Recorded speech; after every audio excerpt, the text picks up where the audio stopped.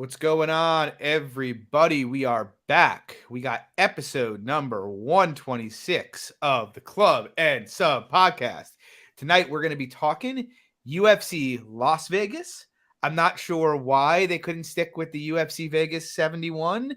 Well, so I was looking into that. I think, sorry, cut you off there. I think why they did that was just to separate like the fan arena versus like the Apex. Right, but then why not just call it UFC Apex? Like for the other ones, it's Well, not I that. don't know. Well, it's been in Vegas the whole time, so like they're not going to change it now. You know what I mean? But Like they that's can't what I'm change it. saying. We're back in I Vegas. know. We're still in Vegas. I know. It's But anyway, it's UFC Right. Las Vegas. It's at the Virgin Hotel.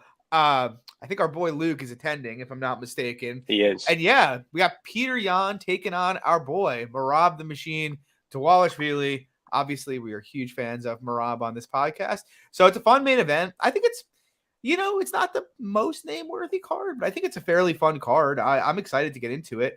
As usual, guys, you got me, John. You can follow me on Twitter, MMA Fox, and Lags at Danny_Lags. And yeah, I mean, we're coming off a pretty fun card where we both somehow I went 2-6 on money lines and still turned a profit. You also turned a profit. Yeah, near 3 units. Yep. Turning things around here, and hopefully we're going to continue it here. I got a few bets. I know you do. So, yeah, with that being said, we'll jump right in. First fight of the night, we got Carlston Harris, Jared Gooden.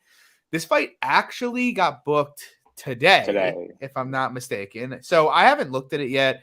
I have some opinions just because I'm fairly familiar with both guys. I'm probably not going to bet it just because the short notice nature of it. I mean, obviously, Gooden is finding out about this on 3 days' notice.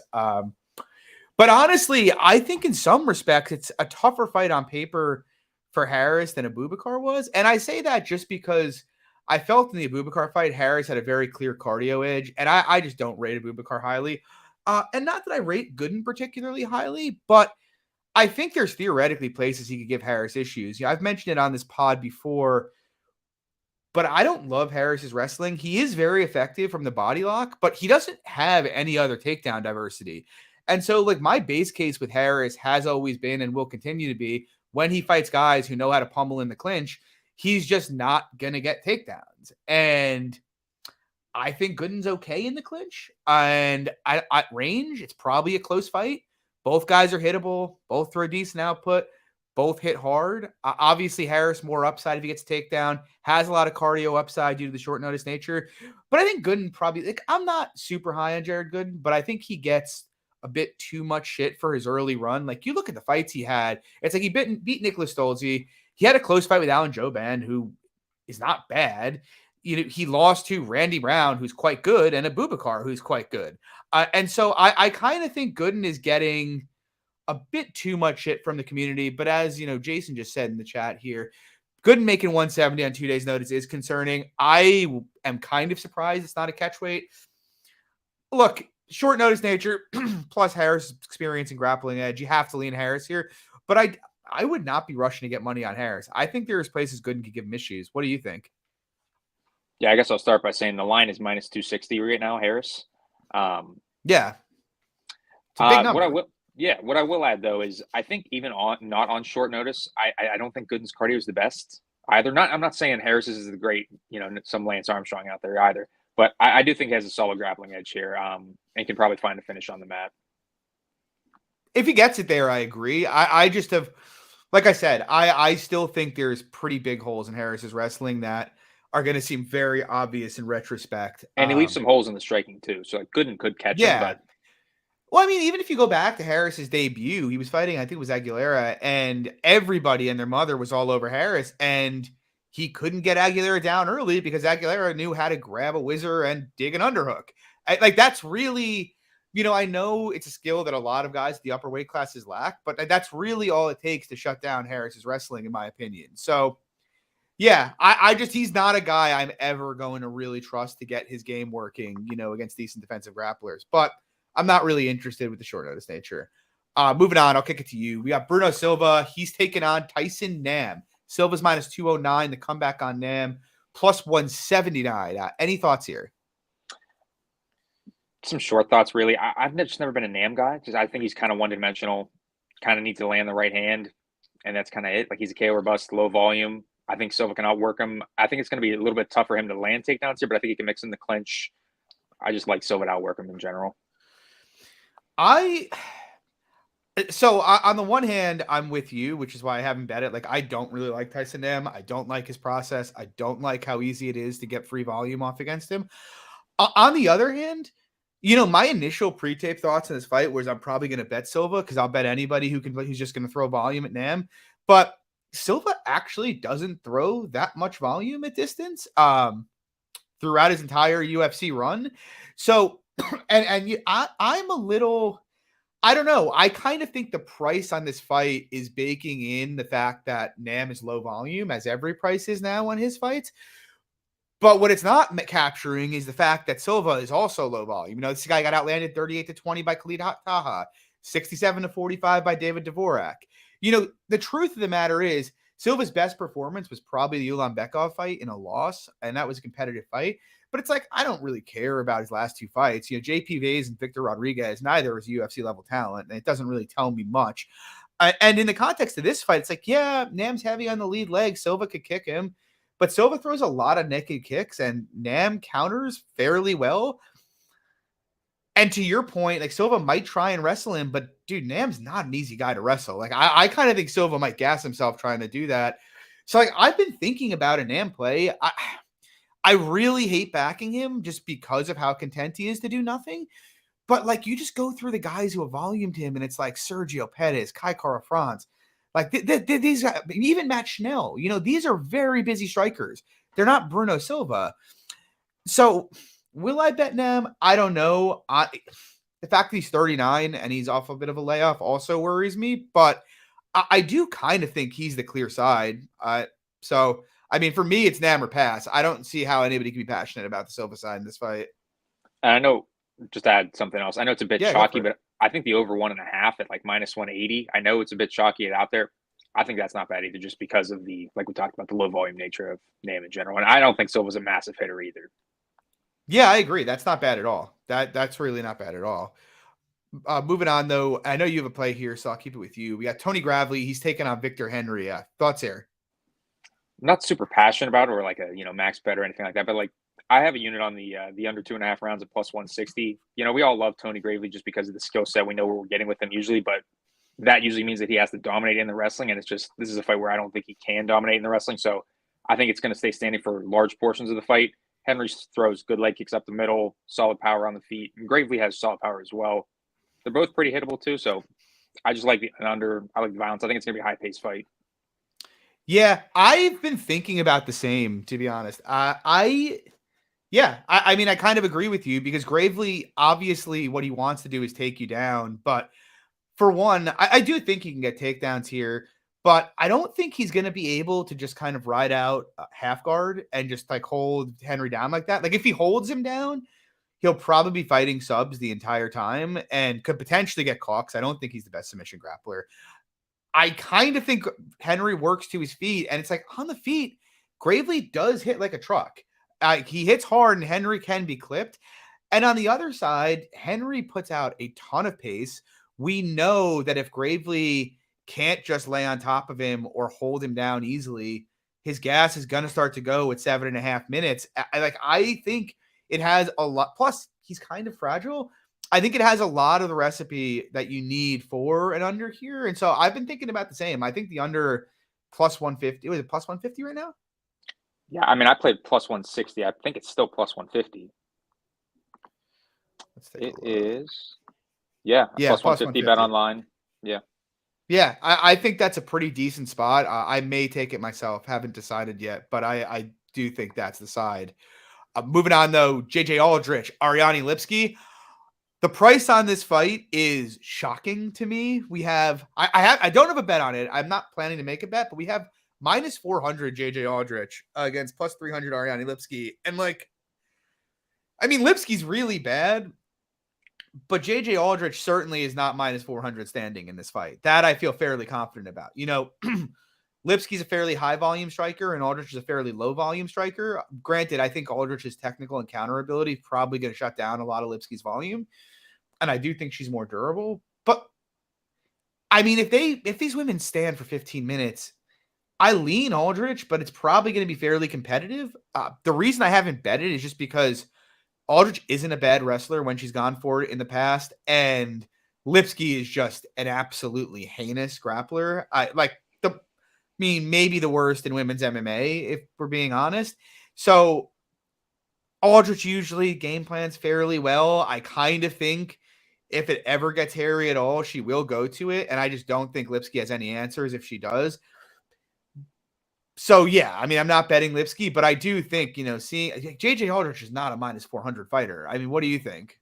I think what I'll add, though, to make her I'm not going to say, say she is a minus 400 fighter, but what adds to the fact that like her fight IQ, she's a smart fighter. Whereas, like, say, for instance, I'm not saying like same concept, but like, say Lipsky was a 4-1 favorite. You wouldn't feel good about it. No, but I don't feel good about JJ being a 4-1 favorite.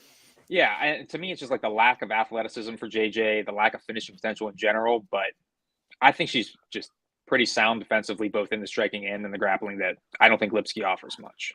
I did, and I don't know what your opinion is on it. I did see some people shouting out Aldrich sub this week, which is, I'm seeing plus 650 out there. I saw some people saying they saw plus 1300 earlier in the week. That plus 650, that's, I think, fine. Yeah, so never mind there. Moving on, Mario Batista, Guido Canetti. Any thoughts here? Not really. Like, I hate these kind of fights where it's just like, in my opinion, it should be a layup for Batista. Bless you. Yeah, I think Batista finishes Guido pretty early, in my opinion. Yeah, I don't have a lot to say. I mean, look, Mario Batista, in my mind, is a top 25, 135 pounder. I don't really know what we're doing here. Like, why is this guy getting Benito Lopez, Jay Perrin, and Guido Canetti back to back to back? Like, the guy was competitive with Corey Sandhagen in his UFC debut, and this is the kind of stuff that's being fed to him. And to me, it's just really silly. And, look, I love Guido. He's a fun fighter. He hits hard. But Mario really shouldn't have any issues here. He's got better cardio. He's got better durability. He hits harder. He's a much better grappler.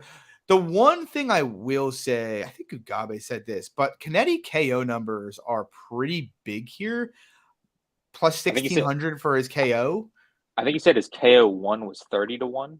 Yeah, which because that's basically, that's a large portion of his win equity. I don't see how Canetti wins the decision here. Honestly, like I hate saying that because I feel like the market misses stuff like that a lot, but it's one of those cases where, Canetti would have to nearly finish him twice to win a decision in this fight. I actually think that's a decent look because we have seen Batista knocked out and hurt before. So if you're trying to gamble, I think taking a flyer on the plus 1,600 KO, it's not a bad flyer, but Super Mario should really just murder him. Moving on. We have an interesting one here. We got Josh Frem, Cedric Dumas. Cedric Dumas, people are all over this guy this week, man. He's coming off the Contender Series, making his debut here. I got to be honest, I don't really get it. I do think he's an interesting talent. He's obviously a good athlete. He's fast. He's got good kicks. He obviously has a decent front choke game.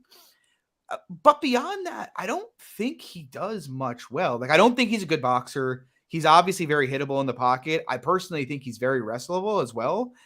And he really just hasn't fought anybody. His regional run was against just complete cans, and his best win was his Contender Series win against Panaz, who I think is decent, but a 40-second guillotine? Like, what did we learn there? We knew he had a decent front choke game. Like, that's meaningless to me. And now he's fighting Fremd, and it's like, Fremd was minus 170 against Tresean Gore in his last fight. Gore was a decent-sized favorite in his first 2 UFC fights.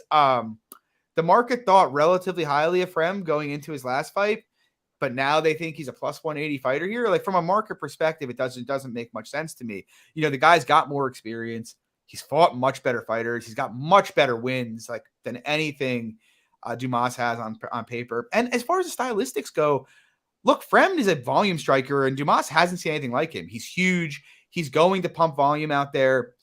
Dumas is there to get hit. So is Fremd, to be fair. But I don't see how I can look at this fight and being like, Oh, this is easy Dumas. I don't see how anybody gets there. Why? Because Fluffy Hernandez took Frem down like 10 times. Like Fluffy would wear Cedric Dumas like a hat.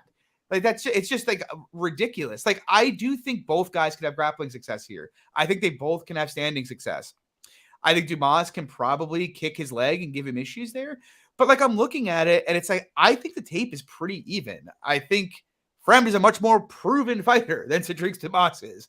So yeah, I think it's like an evens fight. I bet Frem at a bad number, plus 150. I may add a plus 180. What do you think? Am I crazy? No, it's funny enough. I actually saved this toward the end of the week. I actually just taped this today. Yeah, and I played Frem 1 unit plus 170. Like to me on the feet, I actually think he's the better striker. Like I think Dumas, he's got some power for sure. Like he could catch Frem. He's a little bit hittable as well. But I think Frem's much more reliable on the volume. In terms of the wrestling, though, I don't think Dumas is like some great wrestler either. I think that. Go ahead. No, I was gonna say even if he is, like like Johnny just mentioned in the chat, Gore got 3 takedowns against Frem. Fluffy got a bunch, but Frem's scramble is okay. Like it's not like the guy flops to like just stays on his back and just lets you ride him out on top. So 2 things I'll add. So the Trishan takedown. The thing that concerns me there is that I mentioned it before that he was more happy to go for the guillotine there than actually going for underhooks like he was in the Fluffy fight. But I still think in general he's a fairly solid defensive grappler. And then to get to minus 200, you're basically blanket saying he's going to out grapple him. And so I just disagree. And like Dumas doesn't even grapple that much. Like that's the thing. He grappled against Highball regionally, but the rest of his regional tape is all standing. It's not as if this guy's got tape shooting 10 takedowns a fight. Like if that was the case, I wouldn't be involved here. And his best standing attribute is his leg kicks, really. Yeah, and the Highball fight, he didn't even take him down twice. He kind of just reversed position on him and held him down for 2 of those rounds against the bum. So do you trust that Dumas has the cardio to push a grappling pace on Frem? Like I don't. I mean, what do you think? I don't think you can assume that. That's what I'm saying. I mean, this guy won the second round off Fluffy Hernandez on short notice. Yeah, Frem is a cardio guy who throws output and also has decent jiu-jitsu himself. Again, I'm not out here saying Josh Frem should be minus 300, but I am saying there's literally no reason for Cedric Dumas to be minus 200. Yeah. Yep. So we'll see what happens, but we're on the Frem train this week. Moving on, we got Rafael Assunção taking on Davey Grant. I have a small bet on Assunção here. Have a unit on him at like plus 130. It's not the most confident take in the world, and honestly, like there's a lot of reason to think Rafa's, best day. Well, not a lot of reason. His best days are behind him. I feel comfortable saying that, but yeah. So it's like really a question of how washed is he. But you look at this fight, and it's like, yeah, Rafa's 40, but Davey Grant's 37. In terms of striking, like I worry Grant could like just do what he does, blitz him, and just catch him off guard early and put him out. But I kind of think if he survives the first couple exchanges, he's going to settle into the fight. And once he does settle in, he's going to just light Grant up. His style, Grant just tends to come in winging hooks like really hard. He's very open to hit. You've seen him hurt in just about every one of his last 5 fights. And Rafa is a counter striker. Like the counter opportunities for him in this fight are going to be there. And so, plus, I think the grappling opportunities are there. And so it's like 2 old guys. Yeah, Grant hits harder and he's aggressive, which scares me. But I trust Rafa's cardio more. I trust his grappling more. I know he's a better technical striker. This would be the worst loss of his entire career. Like, even if you look at that 4-fight losing streak, he got caught by Cody, Ricky Simone, Sandhagen, Marias, like got caught by. Like, I can't look at those fights and be like, that clear evidence he's done. Especially when he just shut down Victor Henry's volume in his last fight. So, yeah, I mean, I think Assunção should be a small favorite. What are your feelings here? Yes, I'm a bit on the other side. I think the line's about right. I think Grant, a little bit more reliable volume. I do think, like you mentioned, I think hits a bit harder on the feet. But as you mentioned, about 9 minutes into the fight, David Grant slows down very, very fast just because he's just throwing 100% into all of his shots, which will leave him there the opportunities for Rafa. But to me, Rafa's very similar to, what we talked about earlier in the card with Tyson Nam that just doesn't throw a ton. And I get he's a counter striker, but not reliable volume. So I wish you luck, John. Yeah. All right, we'll see what happens. We're going with the Sun Sound though. Moving on, I'll start with you, Legs. We got Carl Williams. He's taking on Lukas Brzezeski off being robbed by Martin Boudet. Carl Williams was even money for ages, for like 2 weeks. He's now up to minus 235 here. What are your thoughts? See that? I don't think there's a ton to break down in the fight. To me, I think Williams better wrestler and much better cardio. I think he's just going to be able to wrestle him at will. I think the round 3 decision. I think the over 2.5s are good. I played round 3 decision personally. 1 unit plus 130. I think he's a decent striker as well. If to stay standing for a decent bit, but yeah, I think he has a solid wrestling path. Yeah, fair. I don't have a strong take on this fight. I think the line's it's right-ish. I just feel like there's a lot of volatility with the line, though. I think most of what you said is accurate. It's just like Carl Williams hasn't done anything that really blows me away. Like, he's a good cardio guy. He's a solid wrestler. I'm not sure that I'm ready to say he's a guy who's coming in here and coming for the top 10 at heavyweight. In the context of this fight, I sort of agree he should be able to wrestle. But also, again, Carl Williams is getting W's against guys who just don't belong in the cage with him. I think Brzezeski is likely to provide a bit more resistance there, at least early in this fight. And I think it's competitive on the feet early. With that said, kind of what you mentioned, Brzezeski is a bad gasser here. Williams does tend to put out a pace. And so I think if Williams gets through the first couple minutes, he's probably going to take over and handle him down the stretch. But yeah, I just don't really have the best read on Williams' game in the aggregate. So it's one I'm happy to pass personally. I think to add real quick, I know BetMMA doesn't let you track these type of props, but DraftKings has a great prop with Williams in the over 1.5 rounds. That's it. Pick him minus 115. Really? That's pretty good. Yep.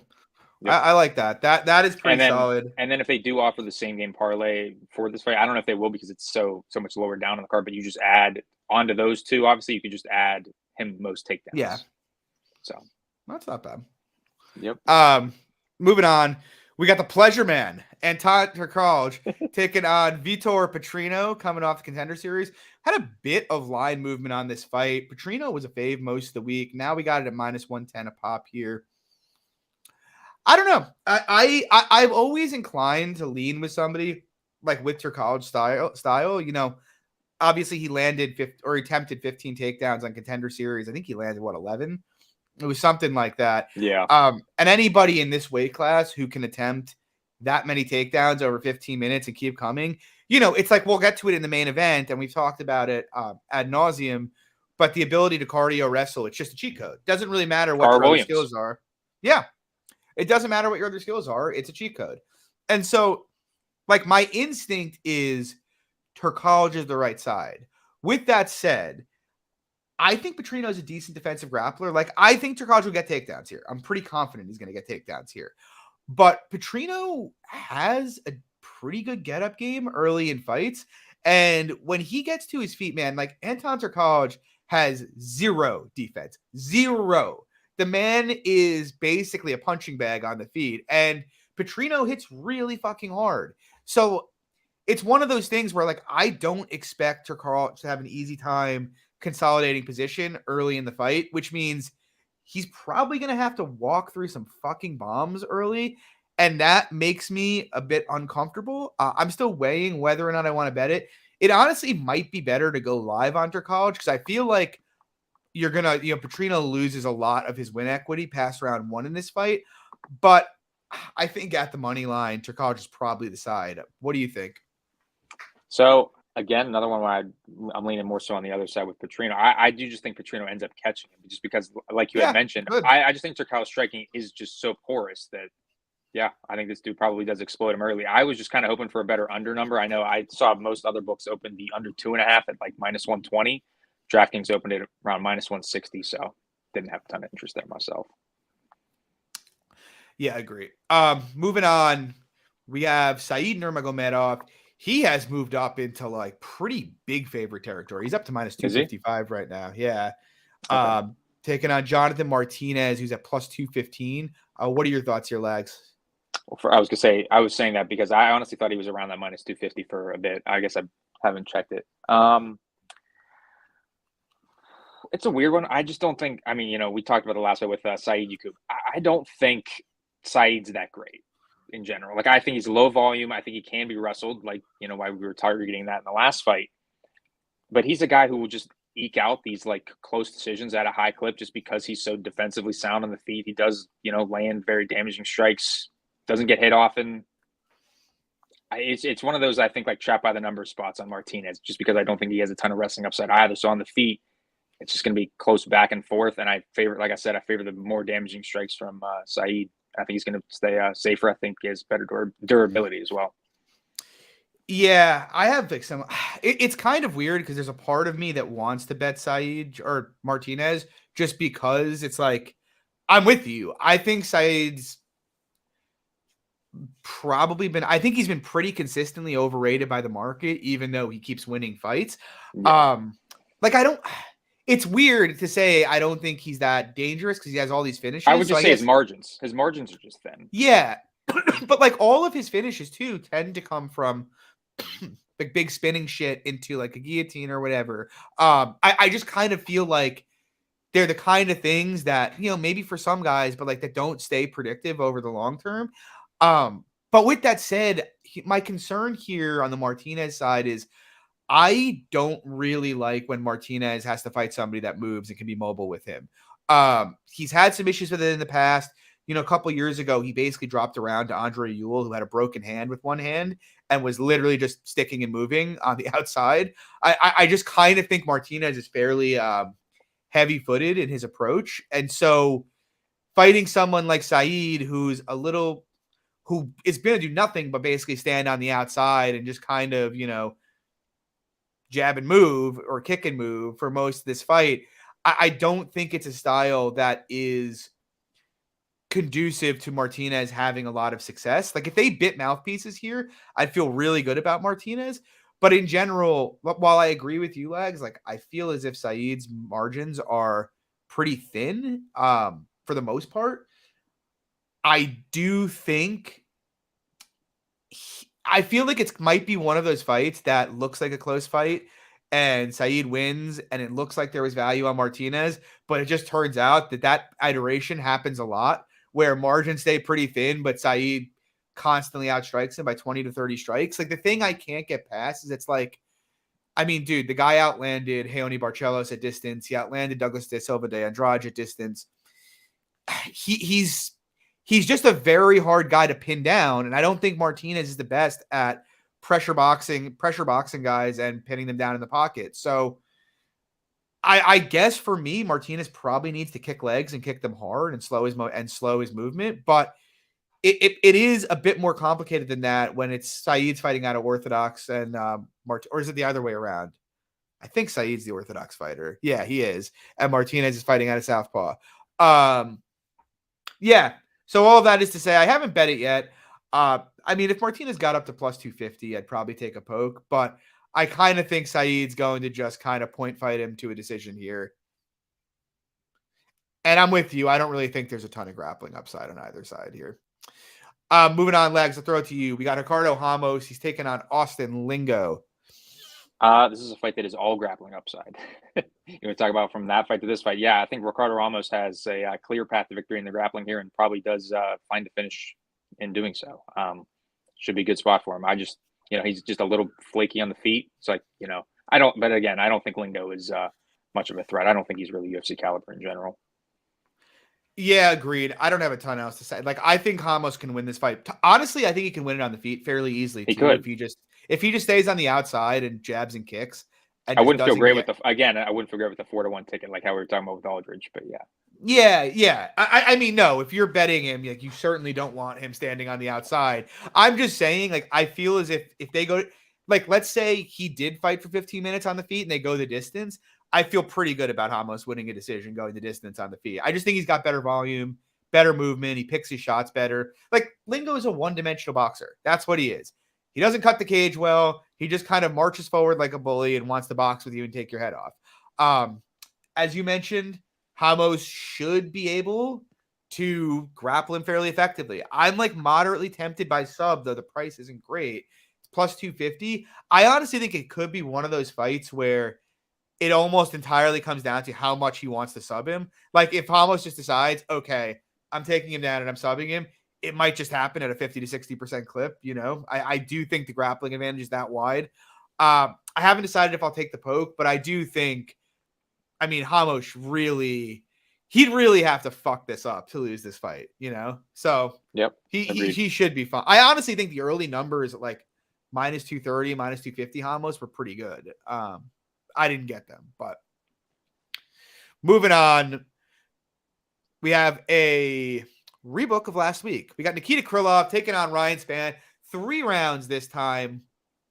I guess my feelings are more or less the same as last time. I think Spann's best chance to win this fight is early, obviously, is like taking out Krylov in round 1.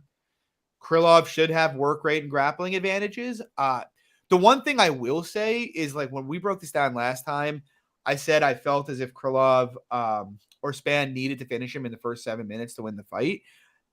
And that was in part because the 5-round nature of it meant, once it got past round 2, there would just be no real, it was going to snowball. Krylov was just going to do whatever he wanted to him.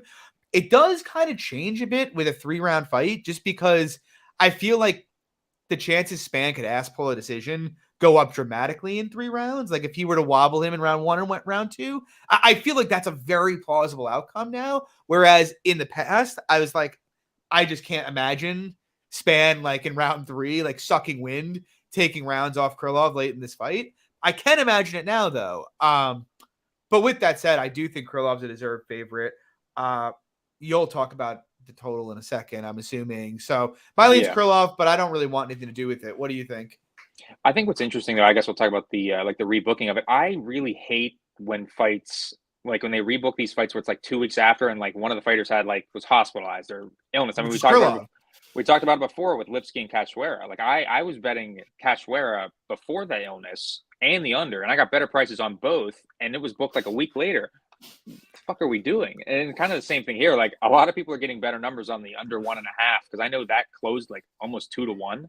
I think minus 165 on the under 1.5 is interesting, just because I think as soon as Spann is grounded here and Krylov takes him down, he just kind of sees red and panics instantly. So like I think Krylov could instantly just sink in a choke, and that could be it. I think Krylov finishes him on the mat, though. I think the disparity, though, like I said, like Spann is going to panic. But yeah, Krylov definitely leaves openings on the feet for sure. Yeah, we'll see what happens. I'm excited for it. I'm glad they rebooked it.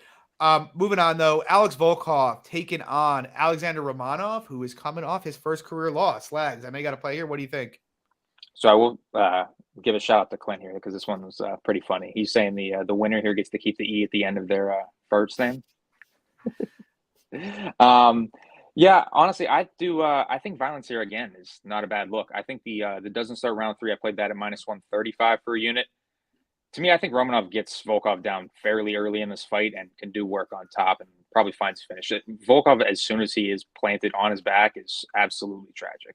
So I don't think there's much more to add. Obviously, like we know about the Romanov cardio issues, even though that is the case, I think Volkov will be so winded if Romanov's able to get that early success that like takedowns in the 2nd and 3rd round could definitely happen. So I don't hate anybody playing Romanov. Like I know you'll get up to it around that pick'em price. Yeah, I played Romanov at like minus 110. I don't know that I would play him at minus 150 where it is now, to be honest. Like I feel like there's enough liability. Romanov's enough of a liability past the first round that it's like, do you really want to be laying a 60% price tag on him? Like, I don't know. But I agree with you. I think early in this fight, Romanov gets him down fairly easily. I mean, Volkov's basically got old lady hips. Like if you shoot, Tybura couldn't get him down, but Tybura was trying to clinch grapple him, and Volkov is big and strong, and he's very hard to body lock takedown someone as big as Volkov is. When guys have gone to Volkov's legs, he tends to just keel over. Like you go rewatch the Blades fight. I know people will be like, that's Curtis Blades. And it's right, it is. But a lot of those shots, like late in that fight, Blades was gassed as fuck and literally like barely bending over at the hip and still getting him down easy. So like early in this fight, I'm with you, Lags. I think round 1, unless Volkov can like hit him with a knee up the middle here, he is going to put him he's going to put him on the back here. And I do also think Romanov has a lot more tools to control Volkov on bottom than Blades did. Kind of similar to Aspinall, who was actually able to secure a lot of control against Volkov. I think Romanov should be able to hold him down, potentially finish, to your point. Obviously, I have some concerns if it goes later in the fight of my Romanov bet. The thing is, Volkov's hips are so bad that I do think, even Romanov dead gassed can probably get takedowns and probably can just lay and pray him. I just don't know what Volkov's going to be able to do to stop that later in the fight. Like he just hasn't demonstrated a competency defending double legs, and that's what Romanov's going to throw at him. So yeah, I think Romanov should be in the minus 150 range personally. Cardio is enough that I wouldn't really price it out further, but I couldn't bet Volkov with, the way his defensive wrestling has looked recently. Moving on, though, we got the main event. We got Peter Yan taking on the machine, Merab Dvalishvili. Merab's one of my favorite fighters ever in the UFC. I love his style. The guy's a cardio wrestler. He excels at winning minutes. I mean, he's the kind of guy you want to back. I've bet him in almost every one of his fights, but I'm huge on Peter Yan here. I actually max bet Yan at like minus 170. I honestly still think there is value where he is right now at the minus 250 range. I think Yan should be in the minus 300 to 350 range personally. I just look at the fight and I really struggle to see where Merab has success. I think, the refrain you will hear about Merab is how good he is at winning minutes, volume takedowns. The thing is, if you actually kind of look at like Merab's kind of ascent here, as the competition has gotten better, the amount of control he's been able to secure has deteriorated significantly. Like Cody Stamann fight, secured under 4 minutes of control across 15 minutes. John Dodson, under 3 minutes of control across 15 minutes. Even the Aldo fight. And Aldo's a guy who, I bet him against Aldo. Aldo's shown the ability to control him on the fence, but even that, Merab only controlled him for 5 minutes of the entire fight. Now he's fighting Yan, who, in my opinion, might be the best defensive grappler in the UFC. And if you were to take out, so let's go look at his Aljo fights. If you were to remove the 2 back takes from the 2 fights with Aljo, Yan faced 30 takedowns from Aljo and was controlled for, I believe it was under 4 minutes across that. So I just don't really see a lot of equity for Merab getting control. Maybe he will get takedowns here. I think he could get a couple. I don't think he can keep Yan down. I actually think if anybody is going to get takedowns and control the other, it's much more likely to be Yan. I also think Merab just, putting Yan on the back foot is going to be tough. It's tough for anybody to do that. And on the feet, I think it's going to be Yan all day. Look, his game's just a lot more diverse. He hits the body hard. He throws a lot more accurately to the head than Merab does. He throws leg kicks. I honestly think he should own him everywhere. And like the one thing like people have always given Merab credit for in the past is his cardio, but we've seen him slow down in the back end of 3-round fights. And now he's fighting a guy who does nasty attritional work, who's fought better guys than even Merab has fought and dominated better guys than Merab has fought, who is super durable and who probably has the best cardio in the entire division in Peter Yan. And I just think he's going to wear Merab out here, probably potentially finish him late. Ultimately, I guess the too long didn't read is Yan should win the fight everywhere. His finishing equity is about 4-1 or 5-1. I just think Merab's kind of fucked here. What do you think, Lags? I don't think there's a ton to add on my side, really. Yeah, I think Yan's obviously a great striker. Merab's kind of toasted that capacity here, in my opinion. Obviously, he just more so just kind of comes forward recklessly, kind of landing those big overhands, looking to close the distance, and it's not going to work really on Yan, who's a great technical striker. Like you mentioned too, I don't think he's gonna be able to control him either. Like he's gonna be able to he's gonna be able to land some takedowns, but controlling Yan's gonna be very difficult. So yeah, it's like if they end up in the clinch, you saw what Yan did to Aljo in the clinch. Like I really don't think he's gonna have much issue doing the same to Merab. I think Aljo has way more diversity in the clinch. Yeah. And he has way more tools to punish, Yan's aggression than Merab has, whereas Merab has like no tools to punish that. It's just a takedown and then hope for dear life they don't get up. So, I think people are just confused a little bit with the Aljo fight, thinking that, Merab is a great wrestler, that he can duplicate the success. But the fact of the matter is he doesn't blend the jiu-jitsu as well as Aljo does. So not even close. Aljo legit might have at this point like the best jiu-jitsu in the UFC, as well as being a good wrestler. Definitely. Merab, like you said, Merab is just not that guy. So Yeah, I mean, it's war Jan here. Some call me the Jan Whisperer, and we're backing it up on him this week. Yeah, the only couple last things I would add. I think Jan KO is not a bad number, plus 250. And then yeah, I agree. What's his late rounds? So I mentioned that before too. I was just gonna say that now. So they have KO round 3, 4, 5 at plus 650 on FanDuel. That's not is that one prop? It's like KO 3, Yeah. 4, 5 at 650. Yep. That's not bad. I kind of like that. I do think he's gonna punish him down the stretch. Like the individual numbers are, if you yeah, know throw that. it to me. Throw it out there. Yep. Let me get that up real quick. We were a quick one this week. It was a quick one, 40 minutes. All righty, let me get up here. So we have. Damn, we have so many props up here. Lags, you're killing me right now. I know. I got a lot of props here. I'm sorry, I didn't have FanDuel pulled up here. All right, so KO 3, 16 to 1, 4, 20 to 1, and then 5, 29 to 1. Wow. Yeah. I mean, it might be worth just throwing small darts at each of those. Yeah, I don't mind it. I think he's going to get him out of there. But yeah, guys, I mean, that's the show. That'll do it for this week. We got 286 next week. It's a fucking great card. I have a bunch of bets.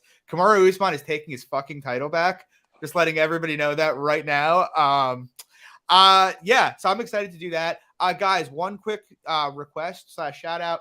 If you guys have any local books, PPH books, and you don't mind referring me, please do so. Hit me up in the DMs at MMA Fox. I will give you $100 for any book you refer me to. Promise you. Lags and I will come up with another contest for next week, potentially, since someone did cash it last. Oh, we had two people cash it, right? Well, no. So we had one guy cash it. His name Ludus. So him and another guy, both of their parlays won, but his was higher odds. So he actually offered to give half of his winnings to it. Interesting. Okay. Well, good for Ludus. That is a dude move. Serious move there. Yes. But we'll throw something else together for next week. We got another pay-per-view. Yeah, guys. Thanks for coming out tonight. Good luck on your bets this weekend. Please, if you like the show, drop a fucking like and subscribe. We would really appreciate it. We're giving out $100 again next week.